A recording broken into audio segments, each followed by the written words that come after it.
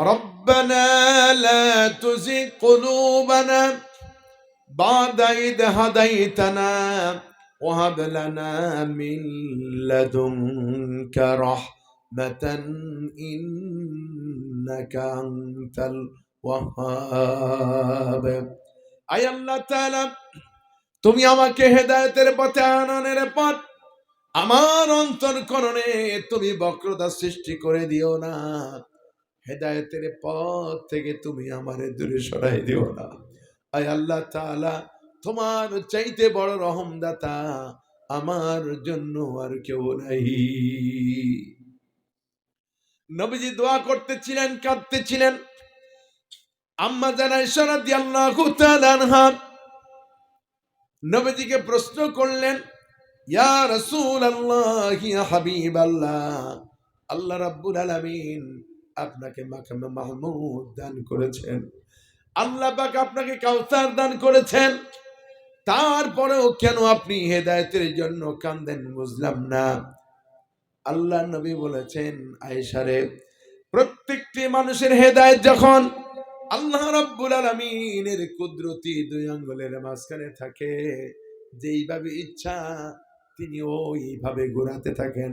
তবে আমি মুহাম্মদ রাসূলুল্লাহ সাল্লাল্লাহু আলাইহি ওয়াসাল্লাম জীবনের শেষ দিন পর্যন্ত হেদায়েতের উপরে টিকে থাকব এমন গ্যারান্টি তো আমাকে দেওয়া হয় নাই। আল্লাহু আকবার।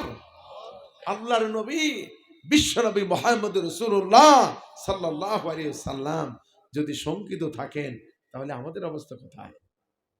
কথা বলেন ঠিক কিনা? নবী কি কোনোদিন গুনাহ করেছিলেন নাকি?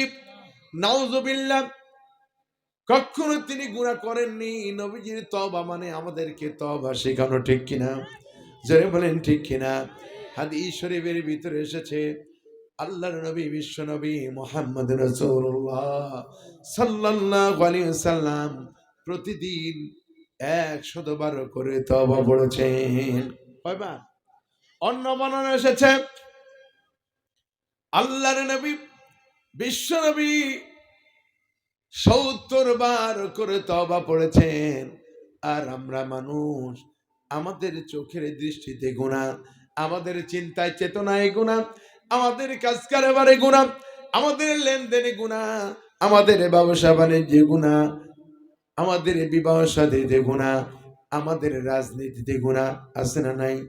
প্রতিনিয়ত যখন গুনাহ করি আমরা তওবা করি না। নাউযুবিল্লাহ। আল্লাহ আমাদেরকে তওবা করার তৌফিক দিন। প্রাণ খুলে সকলে পড়ি, আস্তাগফিরুল্লাহাল্লাযী লা ইলাহা ইল্লা হুয়াল হাইয়ুল কাইয়্যুম ওয়া আতুবু ইলাইহি। যেরকম আল্লাহু আকবার। প্রিয় ভাইয়েরা আমার, আল্লাহ রাব্বুল আলামিন বলেন, এখানে রয়েছে আমার আবিদ বান্দাদের জন্য শিক্ষা। সেই শিক্ষাটা কি?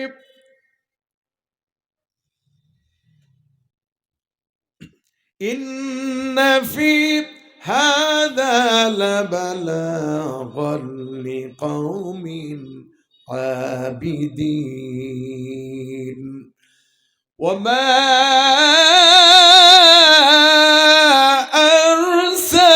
আরসালনাকা ইল্লা রাহমাতাল লিল আলামিন। এখানে আমার আবেদ বান্দাদের জন্য রয়েছে মহান বড় শিক্ষা।